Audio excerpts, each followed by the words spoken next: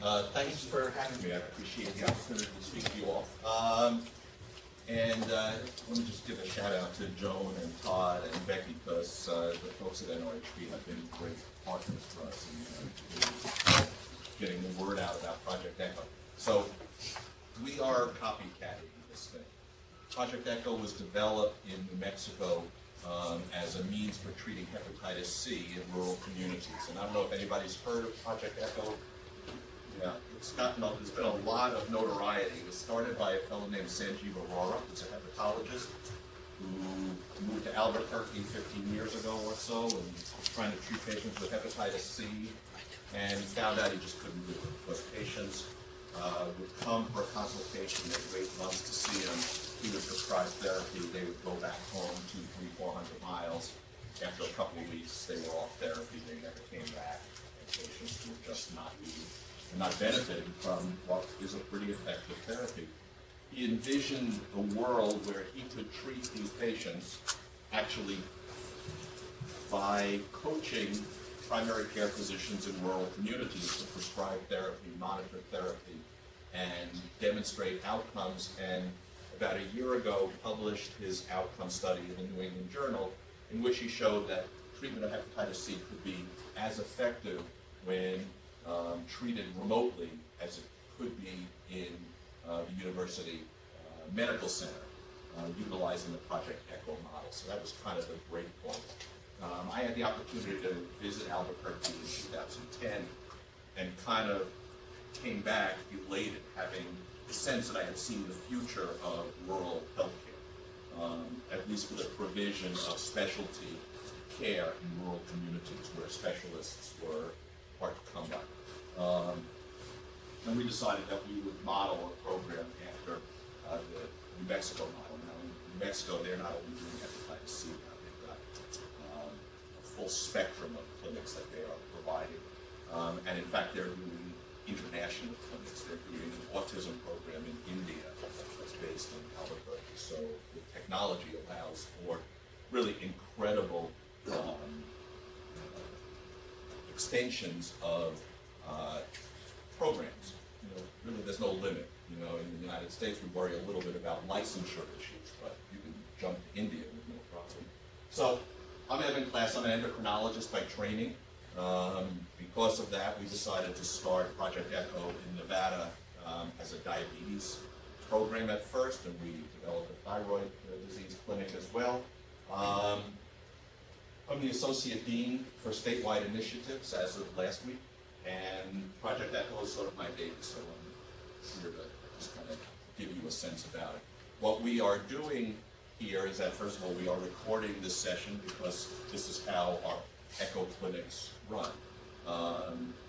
We have a room just like this where we sit our team for whatever disease it is that we're discussing, and communicate with rural providers via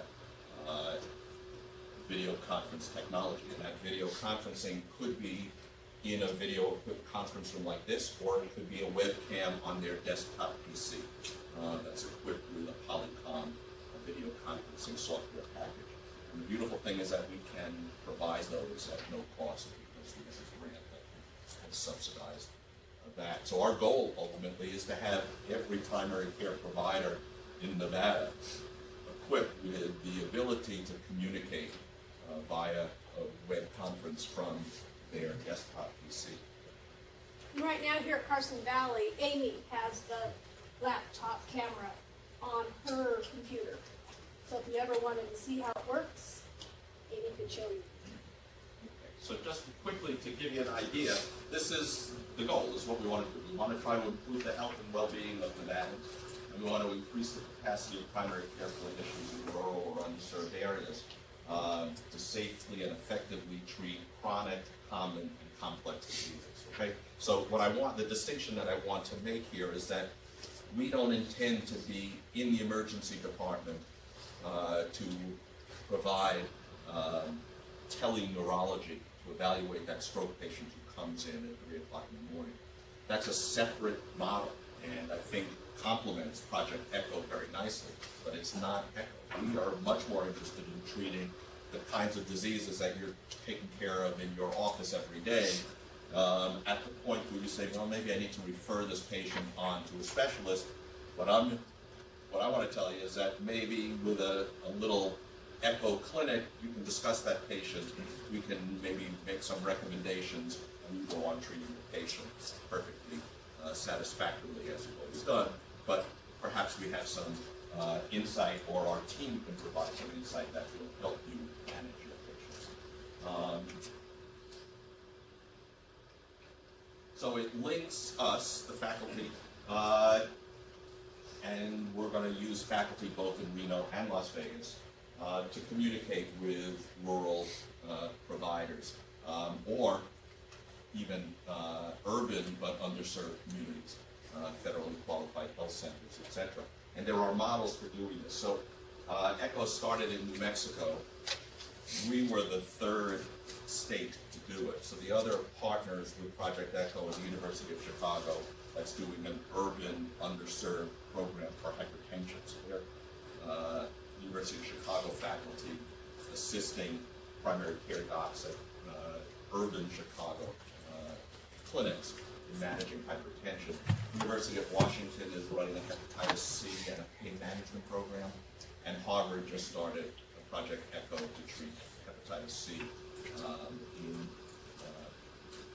outside of Boston. So we're in pretty good company, and we think that this model is really a game changer. So this is kind of what it looks like. This was Project ECHO in New Mexico. You can see this is Dr. Aurora sitting here. He's communicating with several other sites around New Mexico. His team is surrounding him. So this is a Hep C clinic. So in a Hep C clinic, there's an infectious disease specialist, a pharmacologist, a psychiatrist because of all the mental health problems associated with treating hepatitis C, a nurse specialist in hepatitis C, and then a variety of onlookers and guests. And we've replicated that model. So basically, this is a live video link. Anybody can be sitting at their computer at the assigned hour. Say diabetes clinic is Thursday morning at 8. You all know that we're there. I have a diabetes patient who's been problematic. I think it would be worth discussing. Maybe I can get some help. And maybe 10 other people around Nevada also have a diabetes patient to present. You log on to our IP address, and boom, you're connected. We're connected. We're talking to you. You can speak to other participants, and everybody gets to hear the patient who you want to present discussed. You get to hear the patients who others want to discuss, and everybody benefits from that interaction. And each session includes a fairly brief didactic presentation, and the School of Medicine can provide CME for participation. So for every clinic that you participate in, there's an hour of free CME. So of course, in a year, it would be pretty easy to accumulate 20 or 30 hours of free CME, and we think it's valuable because we think that these interactions replicate the way we learned as residents. You know, we presented a case, there was a discussion, you heard what people were thinking, it's interactive, and a very valuable use of time. But it's not traditional telemedicine. There's no patient on your end who I'm talking to. We've come to the conclusion that for our purposes, that model doesn't work. It is just too inefficient. And there's not enough reimbursement to make that model better. We think that in the course of an hour that it might take to interview one patient, we can probably discuss 6 or 7 patients and have just as good efficacy. And again, Dr. Aurora's outcomes, and you don't necessarily need a specialist to talk to the patient. Now, if the patient has a funny rash, well, clearly somebody's got to look at that. If the patient has diabetes that's uncontrolled and you're struggling with his medical regimen, that's something you don't really need the patient for. We can have that discussion. We can make some recommendations, and you can modify therapy. You can come back in 2 weeks and say, hey, you know what? It's not working. What can we try next? And it doesn't cost anything. So there's no fee for the service. Therefore, there's no impediment to asking the question. So we think that it's a model that has very little downside.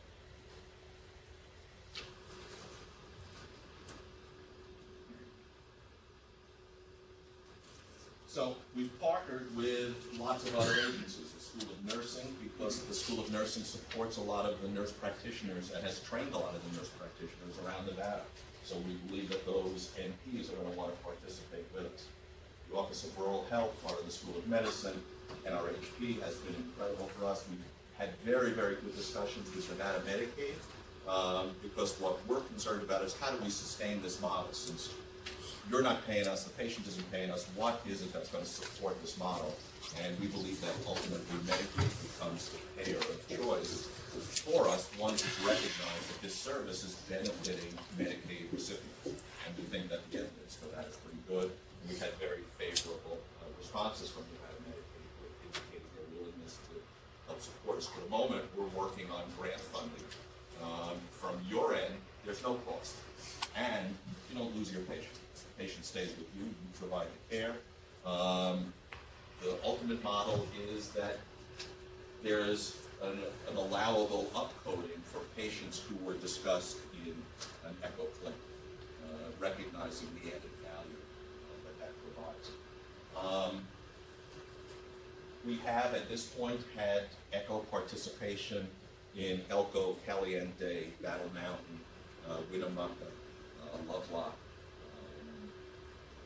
Incline Village, Boulder City, and it's really been quite exciting and remarkable. And the good part for us is that we've gotten our technological impediments really well worked out at this point.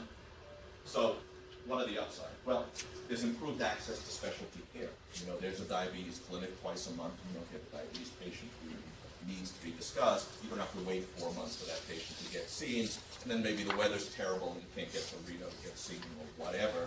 You can have that patient presented and discussed right away. We believe ultimately outcomes are going to be improved. The timeline is compressed.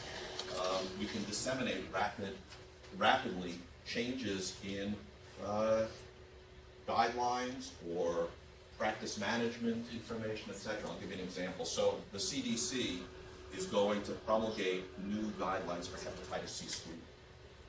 Word is already out. They're not official guidelines, but what's going to happen is the CDC is going to recommend hep C screening for every baby. Everyone born between 1945 and 65 should be screened, and the rationale is 1 in 30 folks is infected. So this is a huge thing. It's going to, it's going to be an enormous burden on the healthcare system in Nevada. We've got to find these patients. We've got to get them treated. How do we make it happen? We think ECHO is a great way to disseminate this information. How we can track outcomes and demonstrate our success. Just to demonstrate, this is mental health shortage areas. Well, that's our entire state, right? We think that ECHO can provide support for primary care docs who are struggling to take care of patients who have behavioral issues. And obviously the distance between communities in Nevada is pretty great. And we can save a lot of gasoline consumption, prevent some motor vehicle accidents of people driving long distances to come to see us. I think so this was our first diabetes clinic. These were folks who were out in Caliente participating. We have PowerPoint projected. You can see other participating sites. And this is what we're doing so far. We've got diabetes and cardiovascular disease risk reduction, and infectious disease and antibiotic stewardship. And one of the things that we're hoping is that we can assist pharmacies in controlling pharmacy costs by improving antibiotic utilization. We're going to launch our sports medicine program first week in October. Primarily, this is aimed for trainers, athletic directors at high school level and high school around the state. And we want to talk about concussions, etc. Hep C is on the launching pad. We have a dementia program that we're going to do in partnership with the Cleveland Clinic. So we've got some other programs in the pipeline. This is what New Mexico is doing. So you can see they've got a pretty good spectrum. This is what a schedule of ECHO clinics might look like. So diabetes clinic, Friday afternoon, we're there. You know, this works seamlessly. Hepatitis C, cardiac risk reduction, rheumatology. You know, pretty much any condition that requires ongoing chronic management lends itself very well to ECHO. So sustainability is the issue for us. We're hoping that we'll be able to do it, but the way we're going to be able to demonstrate to Medicaid that this is valuable is by demonstrating participation. And the feedback that we've had from groups that are participating so far has really been quite extraordinary. In terms of their feeling that somebody's got their back. We've been able to discuss a case. It's not quite so isolating. Now we obviously hope, you know, you guys are urban by comparison to many of our colleagues, including rural and frontier Nevada. We're concerned about their burnout and turnover and trying to recruit new providers and retain them. And we're hoping that ECHO is a key process that will allow providers to, you know, to improve their satisfaction, you know, and hopefully stay with us longer than we might. This is our team. Me, Melissa Piasecki, who's the Senior Associate Dean for Academic Affairs. My partner, Kim Baxter, is our nurse practitioner and nurse coordinator. Liz O'Brien organizes all the CME. Julie Redding is my administrator. Gerald, who runs the Office of Public Health. John Packer, who's the Director of Policy Research. And I think I will close because I know we have a lot to talk about and I don't want to hold you up. So, but I can take a couple of questions. But are you all right? Thank you very much. Does anyone have any questions regarding Project ECHO? If not, I guess you have the handout and you can refer to that. Unfortunately, there are no business cards, but I'll send some down to you.